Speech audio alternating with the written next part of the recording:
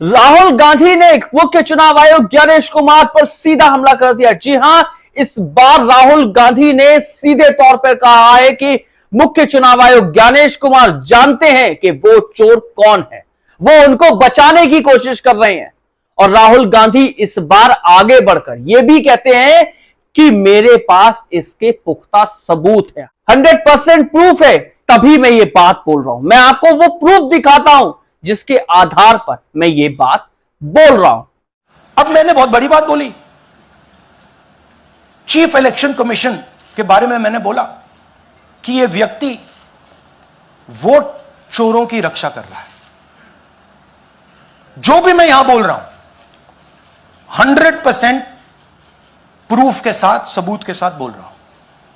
और मैं अभी आपको दिखाना चाहता हूं कि मैं ये शब्द क्यों बोल रहा हूं और किस बेसिस पे बोल रहा हूं। आपको अपनी आंखों से यह दिखेगा।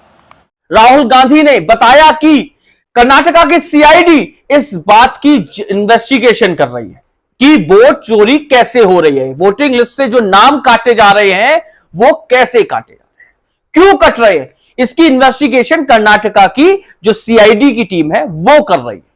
और इसके लिए कर्नाटका सीआईडी ने फरवरी 2023 में, जी हां, फरवरी 2023 में एफआईआर दर्ज करी थी। मार्च 2023 में इलेक्शन कमीशन ऑफ इंडिया से जानकारी मांगी। क्या जानकारी मांगी थी वो हम आपको बताते हैं। सीआईडी ने इलेक्शन कमीशन ऑफ इंडिया से पूछा कि जो वोटिंग लिस्ट से जो नाम काटे जा रहे हैं वो कंप्यूटराइज तरीके से काटे, यानी कि कोई कॉल सेंटर चल रहा है या कोई सॉफ्टवेयर यूज किया जा रहा है जिसके माध्यम से वोटिंग लिस्ट से वोटरों के नाम काटे जाते हैं। और इसका एक खास पैटर्न है, उस पैटर्न से ही वोटिंग लिस्ट से वोटरों के नाम काटे जा रहे हैं। और उन क्षेत्रों से वोटरों के नाम काटे जा रहे हैं जिन क्षेत्रों में कांग्रेस जीतती नजर आई है। जब जिन क्षेत्रों से 2018 से पहले जिन कॉन्स्टिट्यूएंसी से, जिन वार्डों से कांग्रेस की टीम जीती, उन्हीं वार्डों में वोटिंग लिस्ट से नाम काट दिए गए, वोटरों के बड़ी संख्या में नाम काट दिए गए। और इसी पैटर्न में यह कर्नाटका में के आलंद में खुलासा हुआ है, वोटिंग लिस्ट में नाम कैसे कटे हैं और महाराष्ट्र में नाम जोड़े गए। पैटर्न सेम है। हम आपको बताते हैं पूरा किस्सा कैसे खुला, सीआईडी इसमें इन्वॉल्व कैसे हुई और कब कब क्या क्या जांच की गई। आपको बताते हैं कर्नाटका की एक बीएलओ के परिवार यानी रिश्तेदार का वोटिंग लिस्ट से नाम कट गया। उसने अपने पारिवारिक बीएलओ से कहा कि भाई मेरा वोटिंग लिस्ट से नाम कट गया, देखिए कैसे कट गया। तो जब बीएलओ ने इसमें जांच शुरू करी तो पता चला कि उनके ही पड़ोसी ने उसका नाम कटवाया। तो जब इस बारे में पड़ोसी से बात की गई तो उसने मना कर दिया कि मुझे किसी चीज की जानकारी ही नहीं है। तो फिर जब इस पर बीएलओ ने आगे इन्वेस्टिगेशन करी तो साफ निकलकर एक पैटर्न आया। उस पैटर्न की जानकारी बीएलओ ने प्रशासन को दी और फिर प्रशासन से ये जानकारी सीआईडी तक पहुंची।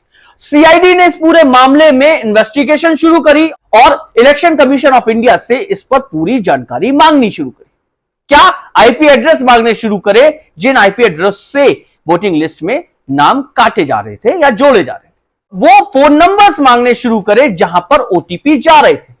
यह सारी जानकारी सीआईडी ने इलेक्शन कमीशन ऑफ इंडिया से मांगनी शुरू करी। कब मांगनी शुरू करी, कैसे ये पूरा प्रोसेस हुआ, आइए हम आपको विस्तार से समझाते। इस पूरे मामले में इलेक्शन कमीशन ऑफ इंडिया को सीआईडी ने अब तक लगातार 18 चिट्ठियां लिखी हैं जानकारी लेने के लिए, लेकिन इलेक्शन कमीशन ऑफ इंडिया ने एक भी जानकारी साझा नहीं करी, यानी कि कहा जाए तो पूरी तौर पर कोई जानकारी नहीं दी है। हम आपको अब विस्तार से बताते हैं कि कैसे यह धांधली की जा रही है, इलेक्शन कमीशन ऑफ इंडिया कैसे वोटरों को बचा रहा है और सीआईडी के सवालों के जवाब क्यों नहीं दे रहा। फरवरी 2023 में सीआईडी ने एफआईआर दर्ज करी थी। मार्च 2023 में कर्नाटका सीआईडी ने इलेक्शन कमीशन ऑफ इंडिया से सारी डिटेल मांगी थी कि भाई जो वोटर हैं उनके जो नाम काटे जा रहे हैं उसके जो आईपी डेस्टिनेशन आईपी एड्रेस है, डिवाइस डेस्टिनेशन पोर्ट है, ओटीपी ट्रांसलेट जहां पर हो रहे हैं, वो डिटेल हमको दे दी जाए। अगस्त 2023 में इलेक्शन कमीशन ऑफ इंडिया ने जानकारी तो दी लेकिन आधी अधूरी जानकारी दी जिससे कोई भी इन्वेस्टिगेशन पूरी ना हो सके।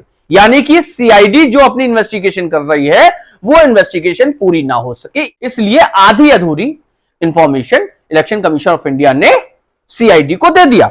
जनवरी 2024 में सीआईडी ने फिर से इलेक्शन कमीशन ऑफ इंडिया से पूरी जानकारी मांगी, पूरी डिटेल मांगी कि भाई हमको बताइए कि आखिर वो आईपी एड्रेस कौन से हैं, वो एड्रेस प्रूफ कौन से हैं, वो फोन नंबर कौन से हैं जिनसे ये सारा का सारा खेल हो रहा है। क्योंकि इस बार कंप्यूटराइज तरीके से एक विशेष सॉफ्टवेयर के माध्यम से ये एक खास पैटर्न पर, जी हां, एक खास पैटर्न पर वोट जोड़े और काटे जा रहे थे। आगे क्या होता है वो हम आपको बताते हैं। इस बीच कर्नाटका का जो इलेक्शन कमीशन है उसने भी ईसीआई यानी इलेक्शन कमीशन ऑफ इंडिया से बारी बारी से कई बार पूरी जानकारी मांगी। उन्होंने कहा हमें तो कम से कम पूरी जानकारी दे दो कि भाई आखिर ये वोट जो कट रहे हैं क्यों कट रहे हैं, कैसे कट रहे हैं। लेकिन इलेक्शन कमीशन ऑफ इंडिया ने यानी कि ज्ञानेश कुमार ने इस पर कोई प्रतिक्रिया नहीं दी। लेकिन सीआईडी यही नहीं रुकी, सीआईडी ने मार्च 2025 में और अब सितंबर में भी इलेक्शन कमीशन ऑफ इंडिया से बार बार लगातार इंफॉर्मेशन मांगने की कोशिश करी। लेकिन इलेक्शन कमीशन ऑफ इंडिया यानी कि ज्ञानेश कुमार जी किसी भी तरीके की कोई जानकारी देने को तैयार नहीं है। समझने वाली चीज यह है कि 18 चिट्ठियां, जी हां, सीआईडी यदि एक आम इंसान को एक नोटिस भी दे दे, एक बार भी सवाल पूछ ले, जवाब तलब कर ले, तो उसकी हालत पतली हो जाती है। और वो यदि इसका जवाब नहीं देता तो फिर क्या कुछ होता है वो आप बखूबी जानते हैं। लेकिन इलेक्शन कमीशन ऑफ इंडिया को 18 बार, एक दो बार भी नहीं, 18 बार सीआईडी की तरफ से नोटिस भेजा जाता है, चिट्ठी लिखी जाती है कि भाई हमको सारी जानकारी दीजिए, लेकिन जानकारी आधी अधूरी दी जाती है, पूरी जानकारी नहीं दी जाती। इसके बाद जो कर्नाटका का इलेक्शन कमीशन है वो जानकारी मांगता है, बार बार समय समय पर जानकारी मांगता है, लेकिन इलेक्शन कमीशन ऑफ इंडिया इस पर कोई जानकारी कर्नाटका के इलेक्शन कमीशन को भी नहीं देता। यानी कि क्या कुछ घालमेल हो रहा है, इस सब को बचाने की पूरी कोशिश की जा रही है। एक विशेष सॉफ्टवेयर यूज किया जा रहा है। आनंद में 6018 वोट काट दिए जाते हैं। वोटिंग लिस्ट में जो पहला वोटर होता है ना, जी हां, वोटिंग लिस्ट के में जो पहला नाम होता है ना, उसके नाम से, उसकी आईडी से वोटर के नाम काटे जाते हैं और यह पैटर्न बार बार दोहराया जा रहा है। ये पैटर्न आनंद में लगभग 6018 वोट जो निकलकर इन्वेस्टिगेशन में सामने आए हैं, ये वो आंकड़ा है। आंकड़ा बड़ा हो सकता है, काफी बड़ा हो सकता है, लेकिन अभी जो आंकड़ा निकलकर सामने आया। और सेम पैटर्न, जी हां, सेम पैटर्न महाराष्ट्र में, महाराष्ट्र के राजौरा में वोटिंग ऐड करने में, जी हां, वोटिंग लिस्ट में वोटर्स को ऐड करने में, एडिशन में अपनाया जाता है। जी हां, वोटिंग लिस्ट में जो पहला व्यक्ति होता है उसके नाम से वोटिंग लिस्ट में वोटर्स को जोड़ा जाता है। और जब इस बात की जानकारी उस पहले व्यक्ति से पूछी जाती है तो नहीं पता, कुछ सस्पिशियस नंबर आए सामने निकलकर सीआईडी के, तो उसकी जब जानकारी सीआईडी ने इलेक्शन कमीशन ऑफ इंडिया से मांगी, नहीं, कोई जानकारी नहीं दी गई। समझने वाली चीज यह है कि जब एक जांच एजेंसी, जी हां, जो काम इलेक्शन कमीशन ऑफ इंडिया को करना चाहिए था, क्योंकि वोटिंग लिस्ट, मतदाता सूची, जिसके आधार पर इलेक्शन कमीशन ऑफ इंडिया पूरे देश में मतदान करवाता है, डेमोक्रेसी मेंटेन करता है, उस वोटिंग लिस्ट के साथ धांधली हो रही है। उस वोटिंग लिस्ट को हाईजैक किया जा रहा है, उसमें फेरबदल की जा रही है, उसको हैक किया जा रहा है। और इसकी जांच 2023 फरवरी से एक एजेंसी कर रही है, जांच एजेंसी कर रही है। इसका मतलब कि राहुल गांधी के, जी हां, राहुल गांधी के एटम बम फोड़ने से पहले से जानकारी है चुनाव आयोग को या चुनाव आयोग को कि भैया धांधली हो रही है, और उसकी जानकारी नहीं दी जा रही, उस पर कोई भी जांच नहीं की जा रही।